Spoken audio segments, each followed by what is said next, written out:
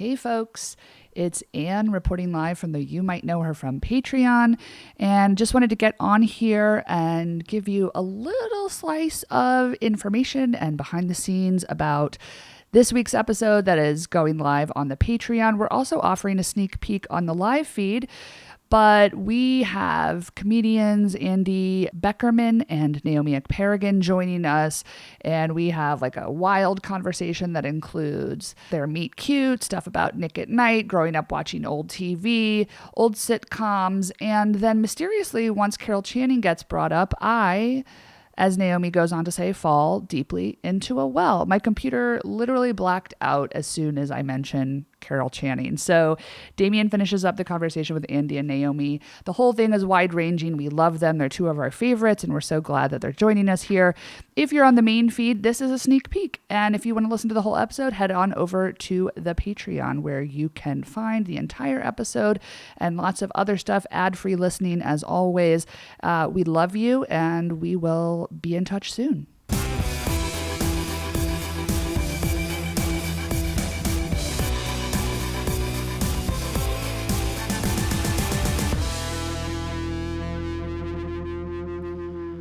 Oh my God. Hello and welcome to You Might Know Her From. Today is an exciting day because Anne and I are joined by just two of the most delightful people we have ever had the real privilege of getting to know and being friends with. And that, of course, is actor, writer, comedian Naomi Ekperigin and writer, producer, comedian Andy Beckerman, our good friends from Couples Therapy, friends from LA. Hi, guys.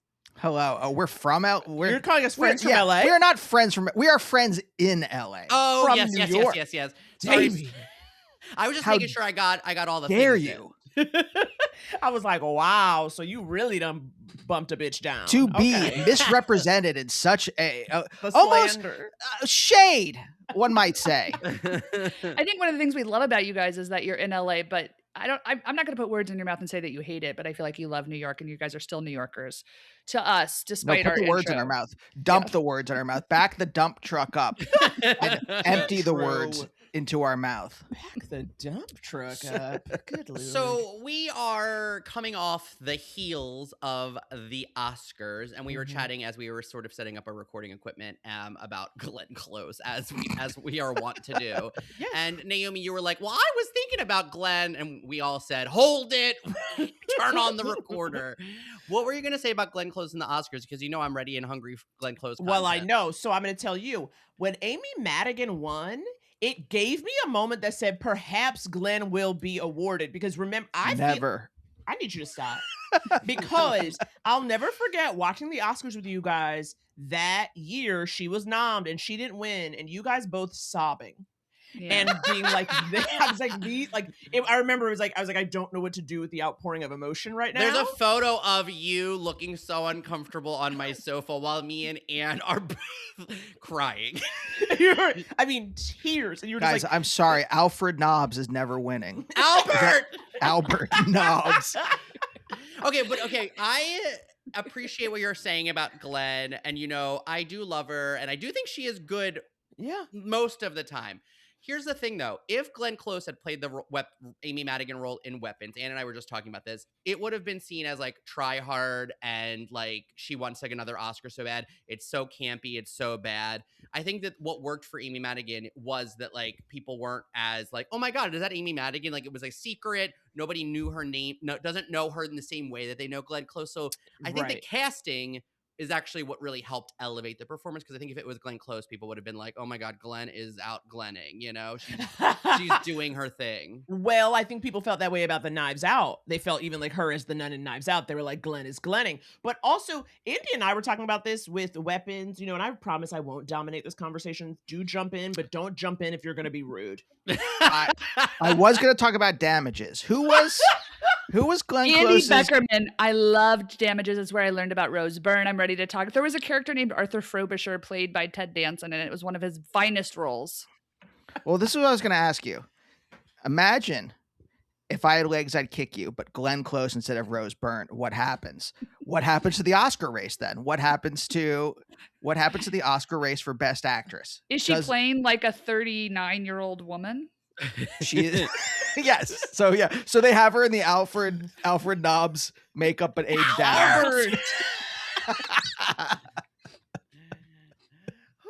Okay, I feel alive. But wait, what are you guys talking about? You all know Alfred Einstein, right? Familiar with his work. Yeah, there's something about Glenn that I think is like too try hard, and I think they don't want to give it to her because they know that she wants it so bad. Like Anne Hathaway was young.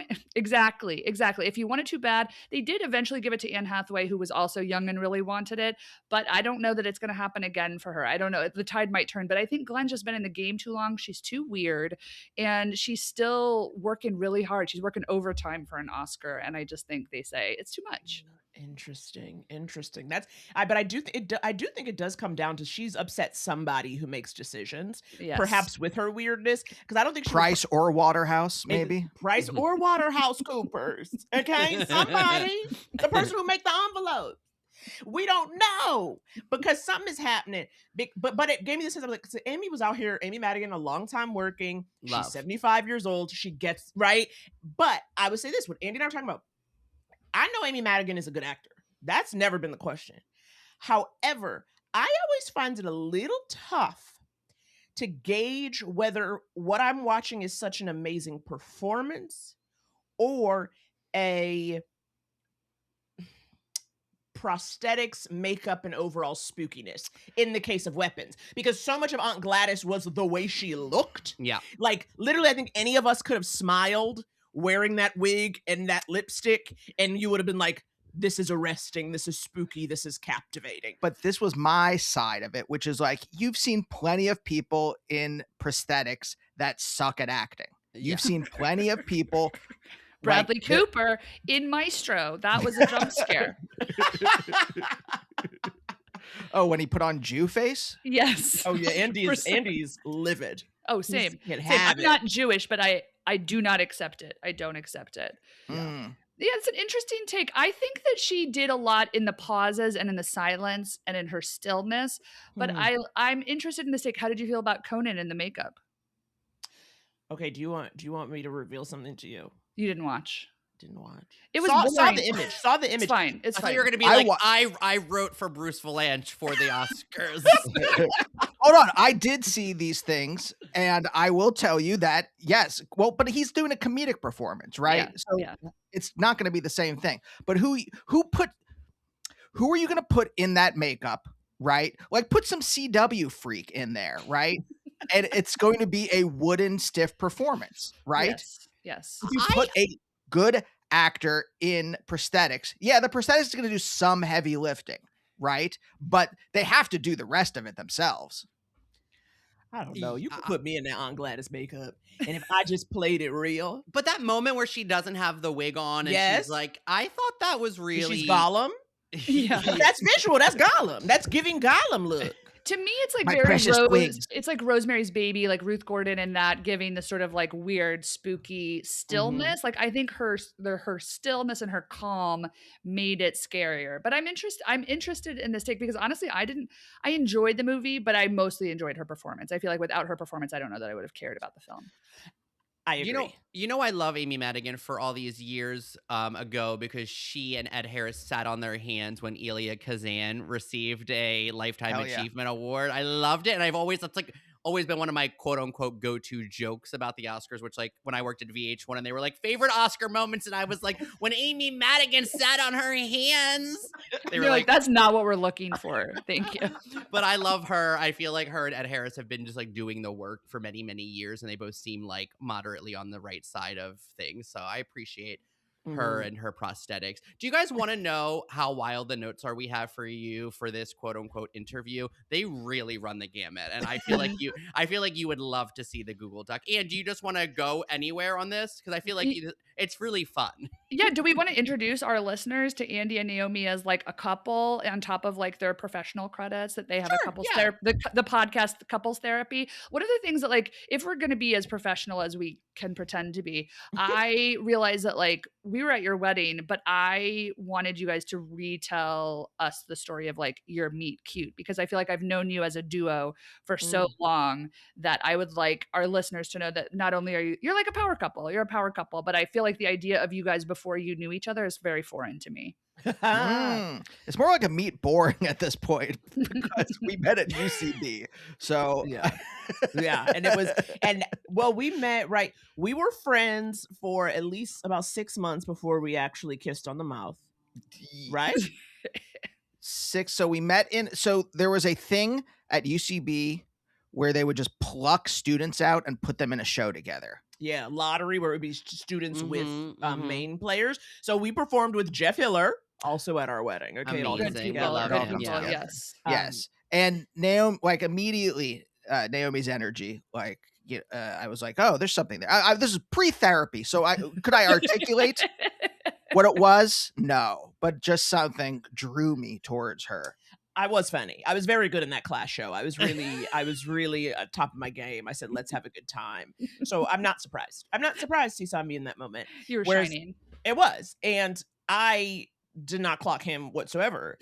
But we met each other and then like would see each other at shows. In particular, come on now, Triple Crown, the basement of Triple Crown, you guys, which is a bar in Midtown that would host a lot of improv shows and in their stand-up basement shows. And in the basement. And that's where I feel like that's where we first talked. It's like, oh, I met you at that thing. And then we would chat. And even now, Andy has a baby face. So imagine that baby face 17 years ago. I said, oh, really fresh out of college. Really yeah. I thought he was fresh out of college. And I was like, Naomi was just like, did you just have your bar mitzvah? What's going on? Yeah, what are you doing here? And I was like, I'm sick of all these kids who just are like, my daddy pays for my improv class. And then Andy mentioned having been a professor. And I said, well, tell me more. Yeah. You dropped that. Did you know what you were doing when you said professor to Naomi? Probably not. Again, I'm unable to articulate anything inside. You were much a like professor the tech of science. philosophy, is that right? What's that? Were you a professor of philosophy? Is that correct? I was a professor of philosophy. It. Oh my god, I taught it's very sexy to me. I get it. I would do the same thing. Yeah. Yes. Philosophy of art, philosophy of science, and also wasn't it feminist philosophy as well? Environmental philosophy, feminist philosophy. What a man this is! The gamut. Yeah. So. No, I didn't. I because I was more like, well, I'm doing well at UCB. Isn't that more impressive? I have a sketch duo. Isn't that more impressive? Oh, do you really want to hear about Heidegger? And I didn't want to hear about Heidegger. I just liked that he knew about Heidegger. I was like, okay, yes. Totally. And hold on. You guys didn't want to hear about a Nazi professor who slept with his students? Why not? Keeps me young.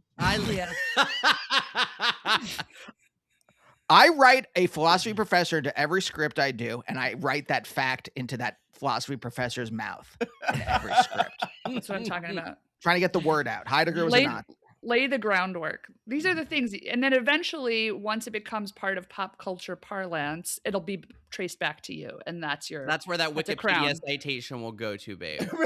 Wait, let me interrupt this for a second. I'm going to throw out a roundtable question. Is there a piece of art, not to get Hannah Gadsby, but is there a piece of... You're turning the tables. They invited us into their house. We guests on their No, I'm into it. I like it. You guys are professionals. Let's do it. This is exactly what we should all be talking about. Is there a single piece of art that is untainted by perverts? And I'm using pervert in a very broad way, which includes Nazis and Woody Allen. So yeah. Is there a single piece of art? Has Christopher Lloyd done anything? Because I feel he seems like he has a weird young wife. He's a rich kid, so he's done something. Yeah. I didn't know that. He grew up wealthy. He's like, yeah. Okay, so that's absolutely strike number one. Right. There's something dark in that past. Yeah. Something happened at some boarding school. What about I feel like I'm like Tiny Toons. Tiny Toons. Okay. Spielberg. Are we going to do 6 Degrees of Separation? Spielberg produced that. Yeah. We know what we know his dad's making him make movies of his mom's like dancing Rogen naked around a fire. Yeah. Yes. Also, they used to have didn't they used to have Bill Clinton in the opening? Oh no, that was the Animaniacs. Also, Animaniacs. Yeah. I know. I thought the same thing. I was like, wait, Animaniacs, that was fun. But then it's funny when you look at Animaniacs, because I feel like a few years ago it was on Hulu, and I was like, let me go and look there at was this a thing. reboot. I remember it, and I said to myself, how were we watching cartoons in the 90s made by men born in the 50s referencing things from the 40s? Everything about how else would I have found out about Bogart or That's how I know about like I mean, Peter that's how I know Lorre is from. anything. It's how I know Thank you. anything is from watching television as a kid. And I just, last night I had insomnia and I was watching TikTok, just like wiping. And there was someone who said that not only because there was a monoculture, but like Gen X and absolutely millennials have such a larger frame of reference for culture, like for pop culture references before them than like Gen whatever Z and Alpha, yeah, because it was we grew up during the rise of cable television, and so they were just programming those channels, and they were doing reruns of like Gilligan's Island and like Just the 10 of Us and Facts of Life and like MASH and Amen, and it was like all like what's happening now. I watched so much TV. It's how I learned everything pretty much. Yes. No, same. I referenced the episode of What's Happening where Rerun gets caught bootlegging a Doobie Brothers concert. It's incredible. No one I was talking to knew what I was saying. No, they didn't. It was a staple in my household. I also grew up with 5 older siblings who were all Gen X, and so I feel like I have a pretty good, like I grew up with like on a day home from summer, if we weren't playing outside, then like someone was watching TV, and if it was What's Happening now, whatever Raj and Rerun were doing, and Dwayne. I was there. Dwayne Wayne, is that right? Dwayne Wayne. Dwayne Wayne is a different world. That's a different world. Okay. Yeah. Wait, so what is his name? I know it is. Okay, hold on. I got to go into my CSI mode and look up. Look it up. I was just remembering that, like, the reason that I was obsessed with visiting a ghost town was because of an episode of the Brady Bunch. I was like, why did I have a fascination with ghost towns? I like made a pilgrimage to one in Death Valley, and I was like, this is just like that episode of the Brady Bunch with Jim Backus.